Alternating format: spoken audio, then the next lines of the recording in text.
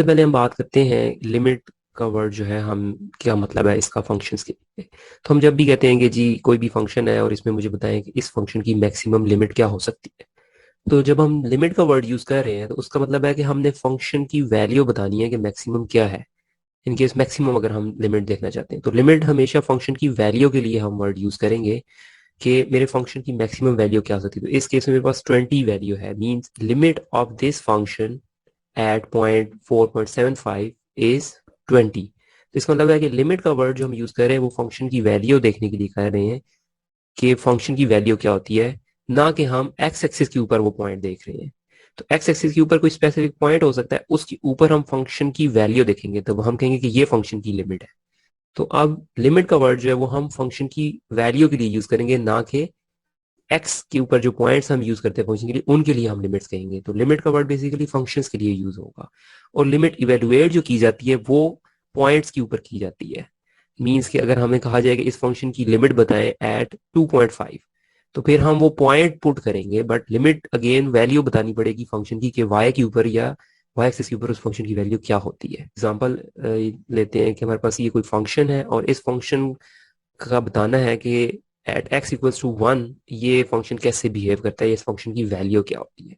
तो हम simply x यहाँ इस फंक्शन के अंदर जो है वो वैल्यू पुट कर लेते हैं। बट अगर हम एक्स की वैल्यू पुट करें डिनोमिनेटर में वन, तो मेरे पास जो डिनोमिनेटर है वो जीरो हो जाता है, जिसकी वजह से मेरा फंक्शन अनडिफाइंड या कैन नॉट बी डिफाइंड हो जाता है। तो अगर मैंने फिर भी इस फंक्शन में वन की वैल्यू के ऊपर देखना है कि मेरा फंक्शन की वैल्यू होनी क्या चाहिए, तो फिर मैं क्या करूंगा कि मैं इसको फैक्टराइज करने की कोशिश करूंगा कि इसमें अगर फैक्टर बनते हैं तो मैं उन फैक्टर से जिसकी वजह से ये फंक्शन अनडिफाइंड हो रहा है उस टर्म को कैंसिल करने की कोशिश करूंगा। तो न्यूमरेटर के अंदर मेरे पास जो फैक्टर बने हैं वो एक्स माइनस वन और एक्स प्लस वन बनते हैं।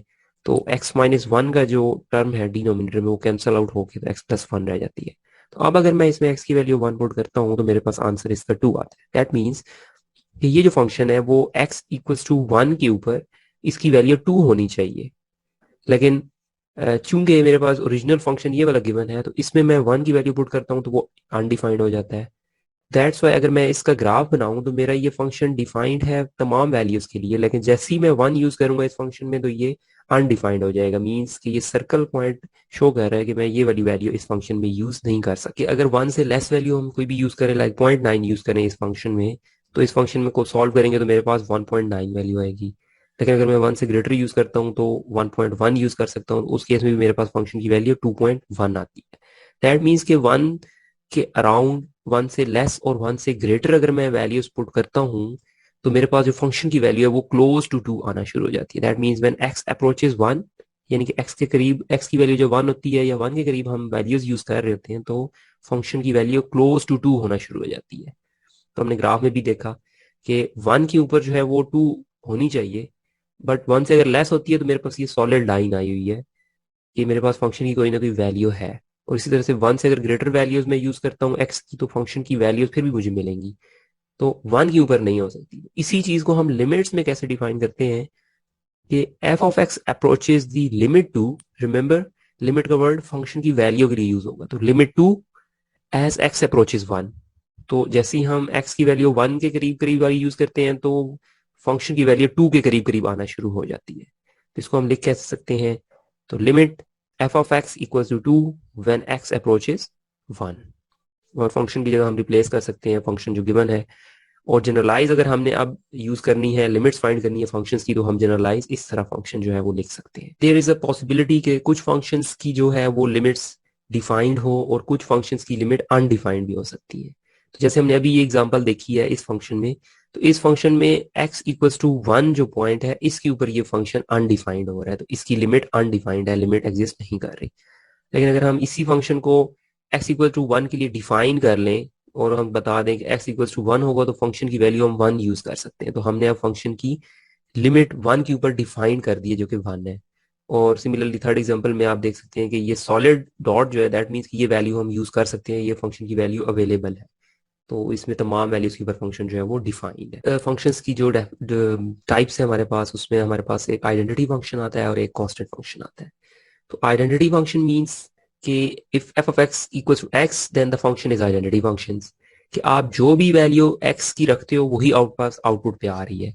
Like input is just multiplying with the 1 और वही हमारे पास आउटपुट आ रही है, तो इसको हम कहते हैं कि ये मेरे पास आइडेंटिटी फंक्शन है। तो अगर मैं इसी फंक्शन को लिमिट फाइंड करना चाहता हूँ एट डिफरेंट एक्स पॉइंट्स, तो मैं जो भी पॉइंट पुट करूंगा वही मेरे पास आउटपुट आता ही जाएगी। Like x approaches x not करता हूँ तो मेरे पास आउटपुट भी एक्स नॉट आ जाएगी। और कांस्टेंट फंक्शन क्या होगा कि मेरे पास फंक्शन की वैल्यू कोई नंबर आ जाती है, सम के या कोई नंबर आ जाती है, तो उसके अंदर अगर मैं लिमिट्स पुट करता हूँ तो उससे मेरे फंक्शन की लिमिट चेंज नहीं होगी, क्योंकि फंक्शन हमेशा एक कांस्टेंट नंबर दे रहा होगा। तो चाहे मैं एक्स की कोई भी वैल्यू पुट करूं तो हमेशा वो अगर 2 है तो 2 ही रहेगा, चाहे कोई भी एक्स की वैल्यू पुट करूं, क्योंकि फंक्शन के अंदर एक्स का कोई भी वेरिएबल नहीं आ रहा, कांस्टेंट नंबर आ रहा है। तो this is called the constant function. तो हमेशा कांस्टेंट की लिमिट अगेन वही कांस्टेंट नंबर ही होगी। फंक्शंस की जो लिमिट है उसको डिफाइन कर सकते हैं with the help of continuity और डिसकंटिन्यूटी। तो फर्स्ट केस में हमने देखा कि हमारे पास फंक्शन के अंदर डिसकंटिन्यूटी आ गई है। कंटिन्यूटी मींस कि मेरे पास एक फंक्शन कंबाइन है, उसमें कोई ब्रेक नहीं आ रहा, तो तमाम वैल्यूज उसकी मुझे मिल रही है। लेकिन इस फर्स्ट के अंदर अगर हम देखें तो इसमें डिसकंटिन्यूटी आ गई है एट सम पॉइंट ए। तो ए पॉइंट के ऊपर मेरा फंक्शन जो है वो डिसकंटिन्यूस हो गया। लेकिन हमने अभी एग्जांपल देखी कि इस फंक्शन को हम अ, इसकी डिसकंटिन्यूटी रिमूव कर सकते हैं with the help of factorisation, या हम बता सकते हैं कि इधर क्या पॉइंट होना चाहिए था। Similarly second type of discontinuity is infinite discontinuity, कि आपके पास फंक्शन जो है वो इन्फिनिटी पे चला जाता है। जब आप किसी पॉइंट के ऊपर उसकी लिमिट चेक कर रहे होते हैं, वो कोई भी पॉइंट हो सकता है, फॉर एग्जाम्पल ए, तो ए पॉइंट पे फंक्शन की वैल्यू इन्फिनिटी पे चली जाती है, तो अगेन हम कहेंगे कि ये फंक्शन डिसकंटिन्यूस है। और infinite discontinuity, jump discontinuity means कि आपके पास फंक्शन के अंदर जंप आ गया है, कि आपके पास फंक्शन उस पॉइंट से पहले किसी और तरह आप बिहेव कर रहा था या उसकी शेप आ रही थी, और उस पॉइंट के बाद हमारे पास उसकी जो बीच में ब्रेक आ गया, उसके अंदर जंप आ गया, तो हम कहेंगे कि इसको ये जंप डिसकंटिन्यू। सिमिलरली अगर मेरा फंक्शन ऑसिलेट करना शुरू हो गया तो मेरे पास इसको हम कहेंगे कि ये ऑसिलेटिंग डिसकंटिन्यूटी हमारे पास हो। Similarly some important rules for the limits, कि जब हमारे पास मल्टीपल फंक्शंस होंगे या दो फंक्शंस हैं और हम दोनों फंक्शंस को एट सेम पॉइंट उनकी लिमिट फाइंड करना चाहते हैं, तो फिर हम ये सिंपल लॉ अप्लाई कर सकते हैं कि फंक्शन को ऐड करना चाहते हैं तो हम दोनों को पहले ऐड करके और लिमिट अप्लाई कर सकते हैं, क्योंकि लिमिट चेक करना चाहते हैं जो हम वो सेम पॉइंट पे चेक करना चाहते हैं, तब हम ये लॉ अप्लाई कर सकते हैं। सिमिलरली माइनस के लिए हम कर सकते हैं, और अगर कांस्टेंट मल्टीप्लाई हो रहा है तो हम कांस्टेंट को अलग करके और फंक्शन की लिमिट चेक कर सकते हैं एट दैट पॉइंट। और अगर दो फंक्शंस मल्टीप्लाई हो रहे हैं तो उनकी मल्टीप्लाई करके हम लिमिट पुट कर सकते हैं, या अलग अलग भी फंक्शंस की लिमिट चेक करके और उनकी फिर वैल्यूज को मल्टीप्लाई कर सकते हैं। इसी तरह क्वोशंट रूल में भी हम अलग अलग लिमिट्स को पुट करके और फिर डिवाइड कर सकते हैं। और सिमिलरली पावर रूल और रूट रूल के अंदर भी हम फंक्शन की पहले लिमिट फाइंड करके और फिर रूल या पावर अप्लाई कर सकते हैं। पॉलिनोमियल इक्वेशन आ जाती है, तो पॉलिनोमियल में भी हम लिमिट्स फाइंड कर सकते हैं by simply replacing the x with that point जिसके ऊपर हम उस पॉलिनोमियल की लिमिट चेक करना चाहते हैं। तो मेरे पास ये, अगर यहाँ पे पॉलिनोमियल में एक्स था तो मैंने एक्स की जगह पे वो पॉइंट पुट कर लिया जिसके ऊपर मैंने पॉलिनोमियल की लिमिट फाइंड करनी है। और अगर मेरे पास रैशनल फंक्शंस आ जाते हैं तो मैं रैशनल फंक्शंस की अलग अलग लिमिट्स इवेल्युएट करके या फाइंड करके उनको डिवाइड भी कर सकता हूँ। तो लेट्स टेक एन एग्जांपल। अगर मेरे पास ये कोई फंक्शन आ गया और हमें कहा गया कि जी इसकी लिमिट बताएं एट दिस एक्स पॉइंट, तो मैं सिंपली एक्स के अंदर वो पॉइंट रिप्लेस कर लूंगा -2 and then I will solve it. तो मेरे पास ये इसकी लिमिट आ गई है फंक्शन की इस पॉइंट के ऊपर। So these are some simple examples for you people कि आप लोग इसको खुद ट्राई करें और जस्ट वैल्यूज पुट करें एक्स की और इवेलुएट करेंगे फंक्शन की लिमिट क्या आती है इन पॉइंट्स के ऊपर। So now the methods to find the limits of the functions जब हमारे पास फंक्शन अनडिफाइंड हो रहा हो। तो फर्स्ट मेथड के हमारे पास हम लोग फैक्टराइज करें और कैंसिल करें उन फैक्टर्स को जो कि हमारे पास जिसकी वजह से फंक्शन अनडिफाइंड हो रहा है। तो फॉर एग्जांपल ये एग्जांपल है हमारे पास कि जी इसमें हमने लिमिट बतानी है इस फंक्शन की व्हेन एक्स अप्रोचेस 1। तो अगर सिंपल मैं 1 पुट करता हूँ डिनोमिनेटर में तो मेरा ये फंक्शन अनडिफाइंड हो रहा है। मुझे क्या करना है कि मैं पहले फैक्टर बनाने की कोशिश करूंगा कि फैक्टर से मेरा ये फंक्शन जो कि ये डिनोमिनेटर में टर्म आ रही है ये कैंसिल आउट हो जाए। न्यूमिनेटर के अंदर मेरे पास फैक्टर बनेंगे x-1 और x+2, और डिनोमिनेटर में मैं कॉमन ले सकता हूँ x, तो x-1 को मैं कैंसिल कर सकता हूँ विद द न्यूमिनेटर, तो मेरे पास ये फंक्शन रहेगी। तो अब ओरिजिनल फंक्शन जो था वो 1 के ऊपर अनडिफाइंड आ रहा था, बट मैं अभी उस फंक्शन की वैल्यू बता सकता हूँ कि 1 के ऊपर उसकी वैल्यू होनी क्या चाहिए। बट रिमेंबर कि उस पॉइंट के ऊपर फंक्शन अनडिफाइंड ही रहेगा, लेकिन जस्ट हमने वो वैल्यू फाइंड कर ली है कि फंक्शन जो बाकी पॉइंट्स के ऊपर बिहेव कर रहा है उसके हिसाब से होता है, तो वो वैल्यू क्या होनी चाहिए थी, तो वो हमारे पास 3 होनी चाहिए थी इस फंक्शन के लिए। सम और एग्जांपल्स इसको हम सॉल्व कर सकते हैं, और इसमें भी हम लोगों को फैक्टर बनाने आने चाहिए। तो फैक्टर्स के थ्रू हम, जिसकी वजह से मेरा फंक्शन अनडिफाइंड हो रहा है, उस टर्म को हम कैंसिल करेंगे और लिमिट फाइंड कर सकते हैं। ये सेकंड मेथड है कि अगर हमारे पास फैक्टर की फॉर्म में नहीं आ रहा, तो हम फिर उसके कॉन्जुगेट पेयर्स बनाने की अप्रोच यूज करेंगे। तो जैसे मेरे पास ये फंक्शन है और इसको मैं एवेल्युएट करना चाहता हूँ, व्हेन h अप्रोचेस 0, तो ये मेरे पास अनडिफाइंड हो रहा है।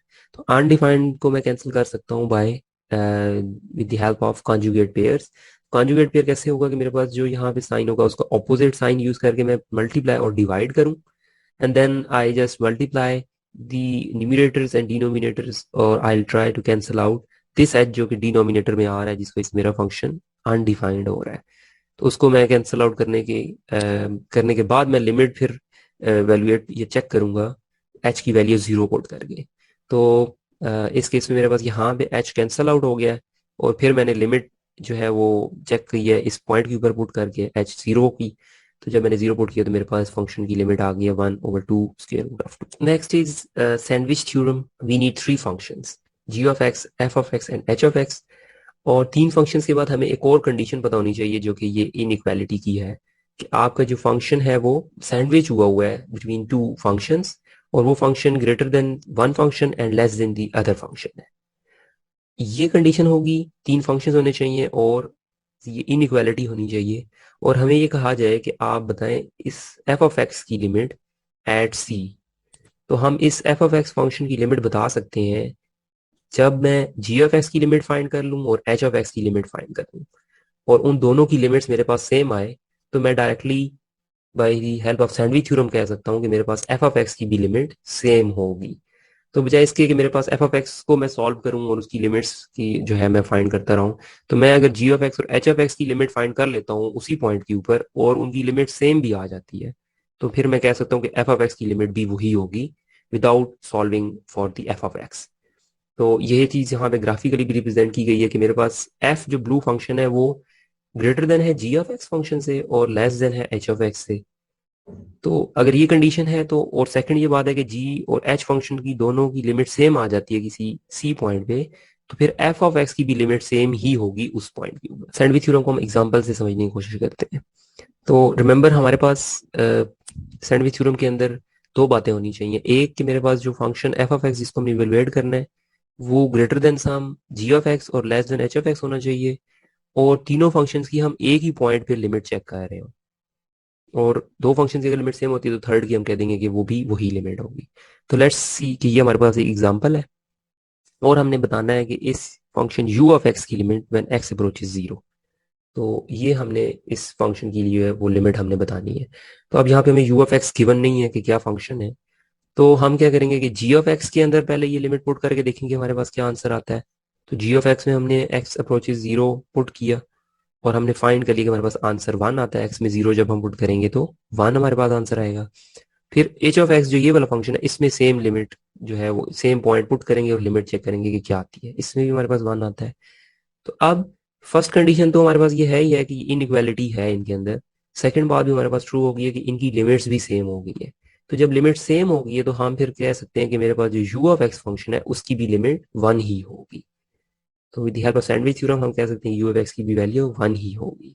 तो अगर मैं इन फंक्शंस को ग्राफ करूं, तो ये मेरे पास एक फंक्शन है जो कि ये वाला फंक्शन है, और ये सेकंड फंक्शन है, इसका ग्राफ है। तो you of x in between होगा इन दोनों फंक्शंस के, और 0 के ऊपर इन तीनों की जो लिमिट होगी वो सेम होगी। सो हमें यू ऑफ एक्स फंक्शन की नॉलेज नहीं है, बट हम इसकी फिर भी लिमिट बता सकते हैं with the help of sandwich theorem. तो सैंडविच थ्योरम को मजीद समझने के लिए ये सिंपल एग्जांपल्स हैं।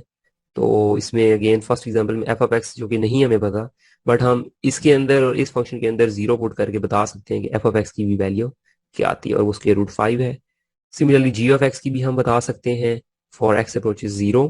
अगेन हमें यहाँ पे फंक्शन का नहीं पता, बट हम फिर भी इसकी लिमिट इवेलुएट कर सकते हैं कि वो क्या होगी ड्यू टू दिस कंडीशन, जो कि ये वाली कंडीशन हमें बताई गई है कि G of x greater than this and less than this.